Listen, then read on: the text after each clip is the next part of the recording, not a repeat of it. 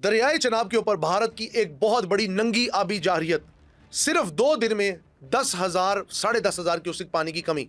आज से 2 दिन पहले तक दरियाए चनाब के अंदर 1 मई को जो वाटर लेवल था वो 20 से 22,000 क्यूसिक हेड मराला से हिंदुस्तान से दाखिल हो रहा था। और भारत की जानिब से पानी का रोकना जंग तस्वुर किया जाएगा। ऐसी किसी कोशिश पर बगलिहाट डैम को निशाना बनाया जा सकता है। पानी को रोकने की वो जो कोशिश होगी, उस कोशिश को जो है वो डिफ्यूज किया जाएगा। कोशिश डिफ्यूज करने का मतलब यह है कि आप उसके बगलिहाट डैम को हिट करें। जी बिल्कुल, इसमें जो है वो ये हो सकता है जनाब, जो है वो उसके ऊपर वो कोई 4-5 छोटे डैम जो है वो तामीर करने जा रहे हैं। इस तरह से वो वेपनाइज कर रहे हैं वाटर को। हम भी बघेल साहब, अब वाकई वक्त आ चुका है कि खुलकर भारत से इस बात का पूछा जाए कि जब दिल चाहता है, हम देखते हैं अभी जा रही है तो उनकी जानिब से की जाती है, और अब सूरत हाल इस हद तक पहुंच चुकी है कि हमारे जो खेत हैं वो बंजर होने की सूरत तक पहुंच चुके हैं। Pakistan is an agrarian economy.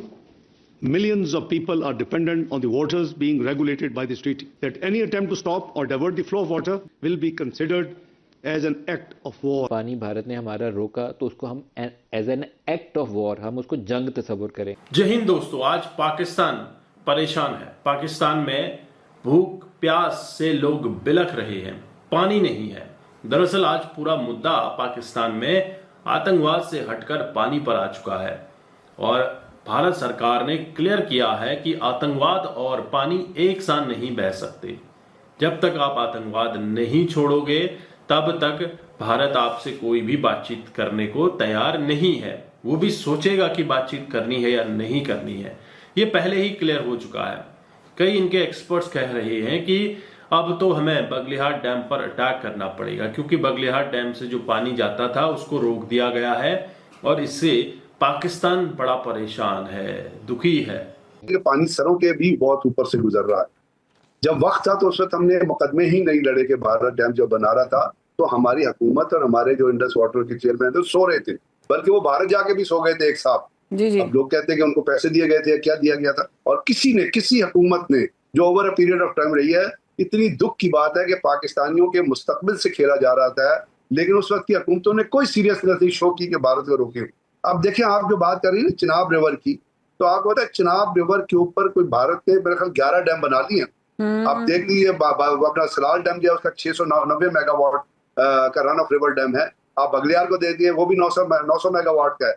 अब जो रमबान में बना है, आप डलहस्ती डैम को देख लें, वो इलेक्ट्रिक पावर प्लांट है 390 मेगावाट का है। आप रत्ते हाइड्रो पावर प्लांट को देखें, वो 340 मेगावाट का है। इसके अलावा आप वो और डैम बना रहे हैं, किरू पे एक डैम बना रहे हैं, एक पाकल दल डैम बना रहे हैं, एक कोई समरकंद डैम बना रहे हैं।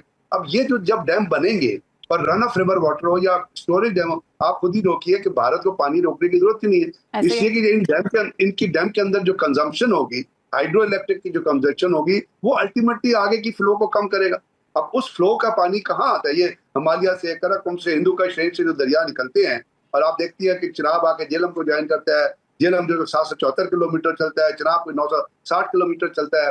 तो आप मुझे बताइए ना कि जब इसके ऊपर इतने डैम मौजूद होंगे जेलम पे, चिनाब पे, तो पाकिस्तान में पानी किस तरह पहुंचेगा? पानी किस तरह आएगा? पानी आप हमारे जो जेलम की कैपेसिटी है वो भी आपको पता है, जो आपके अपना जो चिनाब रिवर की कैपेसिटी है वो भी आपको पता है कि अब वो कैपेसिटी जो डैमों की कैपेसिटी है वो उस कैपेसिटी पे काम ही नहीं कर रहे। सर, एक मासूमाना सा सवाल है, तो फिर हम क्यों इंतजार कर रहे हैं कि वो लोग डैम्स बनाएं और पानी जितना भी है वो जखीरा अपने पास कर लें? हम क्यों डैम्स नहीं बनाते हैं? यही तो मैं भी अर्ज कर रहा हूँ, यही तो हमारी कौम का सबसे बड़ा अलमिया है कि जिस वक्त इस चीज को रोकना था और जिस वक्त इस चीज को इंटरनेशनल अदालतों में लेके जाना था, या जिस वक्त इस भारत को, उस वक्त की हुकूमतें जो आज ही की यही पार्टियां हैं जो आज हुकूमतों में है, यही उस वक्त की हुकूमतों में थी। दरमियान में परवेज मुशर्रफ की हुकूमत आई थी, दरमियान में इमरान खान की भी हुकूमत आई थी। हम तो, हमारी हुकूमतें तो, I am sorry to say, but they had been sleeping over the issue, they were not bothered कि क्या कर रहा है भारत, क्या कर रहा है। भारत पाकिस्तान को बूंद बूंद तरसाना चाहता है। उनकी प्लानिंग आप देखें, इंडिया के डैम्स की स्पीड देखें, चाहे वो किशन गंगा प्रोजेक्ट हो, चाहे वो बगलिहाट डैम हो, चाहे वो किशन गंगा नदी हो, वो हर चीज को रोक रहे हैं। दरियाए नीलम हो उसको वो रोक रहे हैं, दरियाए चनाब हो उसे रोक रहे हैं। दरियाए सिंध के ऊपर उनका एक प्लान है, अगर मैं आपको बताऊं, वो इतना डेवास्टेटिंग डैम है, किसी दिन दोबारा ये व्लॉग में उसके ऊपर डिस्कशन करेंगे। The dam name is Kargil dam, जिसके तहत वो चाहते हैं कि कारगिल के पहाड़ों के अंदर, वो पहाड़ी सिलसिला जो कि 10 महीने बर्फ में ढका रहता है, वहां पे वो पानी को डाइवर्ट कर लें थ्रू द टनल्स और पूरे दरियाए सिंध को खा जाएं। क्या सोच है हमारी? क्या हमारी तैयारी है क्या हिंदुस्तान के साथ जंग की हमारे में सकत है? अगर सकत है, हिम्मत है, ऑपरेशन बुनियाद मरसूस हम लॉन्च कर सकते हैं, तो अपना पानी क्यों नहीं छीन सकते? This is high time for our civil military leadership to take strict action in any sort of court. वो वेपनाइज कर रहे हैं वाटर को, तो क्या हमारे पास इसका कोई हल है? हाँ है, कि हम भी जो है वो 3-4 जगह पे वाटर रिजर्वायर जो है वो हम तैयार कर लें। जब वो इस तरह से पानी जो है वो रिलीज करें तो हम स्टोर कर लें। जब वो होल्ड करें तो हम उसको इस्तेमाल करें, और उसके बाद जब वो रिलीज करें तो हम उसको फिर दोबारा जो है वो स्टोर करें। यानी उसकी एक हिकमत अमली जो है वो बाकायदा हमारे जो इंस्टीट्यूशन वापडा है, बाकी है, लोगों के जहन में है। Where is World Bank? Where is United Nations Organisation? Pakistan को वाटर स्ट्रेस किया जा रहा है। कब तक जमीन का सीना चीर के हम पानी निकालेंगे? कब तक ट्यूबवेल्स का हम सहारा लेंगे? हमारा किसान, हमारा हारी, हमारा मजारा मर रहा है, तड़प रहा है, जमीन फट रही है। पंजाब जिसका 5 करोड़ 10 लाख एकड़ रकबा है ज़राई, जिसमें से 3-3.25 करोड़ काबिले काश्त है, लेकिन हम लोग क्या काश्त करते हैं उससे प्रॉपरली? हम चोलिस्तान को बसाने चले हैं कि जी वहां पे हम पानी डाल के वहां पे फर्टाइल लैंड बनाएंगे, और फर्टाइल लैंड की तबाही हो रही है। हिंदुस्तान पानी छोड़ नहीं रहा। अगर सिंथास एग्रीमेंट रुक गया, सो हिंदुस्तान से आने वाले जितने भी सीवरेज के बड़े बड़े नाले हैं, जिसमें हडियारा ड्रेन है, जिसमें और दूसरे रोई नाले हैं, इन बड़े बड़े नालों को भी रोका जाए, वहां पे बाकायदा कंक्रीट वॉल्स खड़ी कर दी जाए। और हिंदुस्तान को क्या, अगर पानी नहीं आ सकता तो गंदा पानी और सीवरेज और केमिकल वाला पानी भी हमारे नसीब में नहीं होना चाहिए। हम क्यों हिंदुस्तान का गंद धोएं और अपने मार्केट के अंदर, अपने शहरों के अंदर, अपने देहातों के अंदर गंदा पानी आने दें और हमें बूंद बूंद के लिए तरसाया जाए? This is high time to take a wage of war, to launch a air strike और इंडियन डैम साइट्स। बिकॉज अगर हिंदुस्तान डैम बनाता रहा तो जब दिल चाहेगा हमें डबो देंगे, जब दिल चाहेगा हमें सूखे में मारेंगे, कहत में मारेंगे, स्टारवेशन से मारेंगे। मेरा 10 बस्ता गुजारिश है पाकिस्तान के मुख्तदर हलकों से, जो जुम्बिश कलम से मुझे इधर से सलाखों के पीछे डाल सकते हैं, मेरी किस्मत का फैसला कर सकते हैं। 25 करोड़ पाकिस्तानियों की किस्मत का फैसला शहबाज शरीफ साहब आपके हाथ में, इज्जत माफ फील्ड मार्शल आसिम मुनीर साहब आपके हाथ में। इस चीज़ को बहुत सीरियसली लें, क्योंकि पानी जिंदगी है और जिंदगी बहते हुए ही मुयस्सर आती है। सिंथास एग्रीमेंट के तहत, जिसको भारत ने नल एंड वाइड कर दिया है आफ्टर ऑपरेशन सिंदूर, और अब भारत की जानिब से बगलेहार डैम, जो कि ये वो वाला बांध है जिसके ऊपर जमात अली शाह हों, सिंथास एग्रीमेंट वाले हों, सिंथास कमीशन हो, सब ने जोर जोर से चीखे थे कि दरियाए चनाब का पानी हिंदुस्तान चोरी करेगा, लेकिन हमारी हुकूमतें मुंह पे सिलियां लगा के खामोश थी। ये सारी क्या डेवलपमेंट है, आज के व्लॉग में से डिस्कस करेंगे। अस्सलाम वालेकुम, मेरा नाम है Hamza Sajid Rana and you are watching JP digital vlog. Hindustan ने दरियाए चनाब के अंदर पानी का सारा मामला अपने हाथ में लेते हुए बगलेहार डैम के जो बंद है उसे बंद कर दिया। इस वक्त पहाड़ों पे बर्फ पिघल गई है, लेकिन पाकिस्तान में एक बूंद दाखिल होने को नहीं तैयार। 1 मई को मराला हेडवर्क से हिंदुस्तान से 20 से 22 हज़ार क्यूसेक पानी पाकिस्तान में दाखिल हुआ, और उसके बाद यकदम 11,000 क्यूसेक की कमी। इस वक्त 9,100 क्यूसेक पानी हेडमराला से ओवरफ्लो होकर पाकिस्तान के अंदर आ रहा है, और हिंदुस्तान पाकिस्तान के अंदर बगलेहार डैम, जो कि मकबूजा कश्मीर के अंदर दरियाए चनाब पे बनाया गया बांध है, उधर पानी को सारे उसने रोक लिया, डाइवर्ट कर लिया। और पाकिस्तान के अंदर खरीफ की जो फसलें आनी है, जो आप समझ लें पाकिस्तान के अंदर सियालकोट है, दीगर कई इलाके हैं, उन अजला के अंदर पानी की शदीद कमी होगी। आपकी जो खड़ी हुई फसलें हैं इस वक्त उन्हें पानी की शदीद ज़रूरत है। बारिशें बहुत कम हो रही हैं। मई का महीना, जून का महीना, आपको यकीनन पता होगा सूखे का महीना, इसमें गर्मी तेज पड़ती है। दोस्तों, आज पाकिस्तान की स्थिति ऐसी हो चुकी है कि जिस तरह से राशन की दुकान में राशन लेने के लिए लाइनें लगी रहती थी, उसी तरह से अब पानी के लिए टैंकर्स के सामने लाइन लगी हुई है।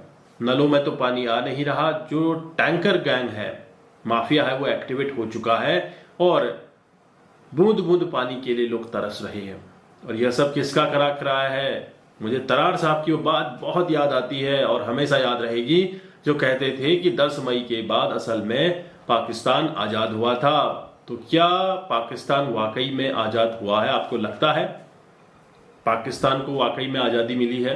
मुल्ला मुनीर को कोई फर्क नहीं पड़ता, शहबाज शरीफ को कोई फर्क नहीं पड़ता कि देश के अंदर क्या हो रहा है। वो तो अपनी छवि इंटरनेशनली चमकाने में लगे हुए हैं। खबरें ये भी आ रही है कि मुल्ला मुनीर, शहबाज ने सब कुछ अपना अमेरिका के अंदर सेटअप कर लिया है। बोले तो अपने फैमिली के वीजेज, उनके इमिग्रेशन, सब कुछ उनका हो चुका है। तो कहीं ना कहीं इन्होंने देश को एक कूड़े के ढेर में तब्दील करना है और अवाम को मरने देना है। जैसे ही कुछ ऐसी एक्टिविटीज होती हैं जहां पर अवाम इनके खिलाफ हो जाती है, तो ये अपना बैग पकड़ेंगे, लग्जरी फ्लाइट लेंगे और चल देंगे, अमेरिका में अपना मजे करेंगे। लेकिन भुगतेगा कौन? अवाम। अवाम को ही परेशानी खड़ी होनी है। आज अवाम परेशान है। पहले तो सुबह गैस के लिए परेशान होती है, फिर पानी के लिए परेशान है, चाय बनाए तो किसकी बनाए। उसके बाद अब राशन की बात आती है, सब्जी बनाए तो आलू के दाम, प्याज के दाम और गोश्त के दाम बढ़ चुके हैं, महंगाई चरम सीमा पर है। फिर उसके बाद उन्हें ऑफिस वगैरह जाना है, कहीं काम करने जाना है तो वो पेट्रोल नहीं है। पेट्रोल के लिए फिर सरकार के पास जाओ कूपन लेके कि हमें भी कुछ तेल दे दो।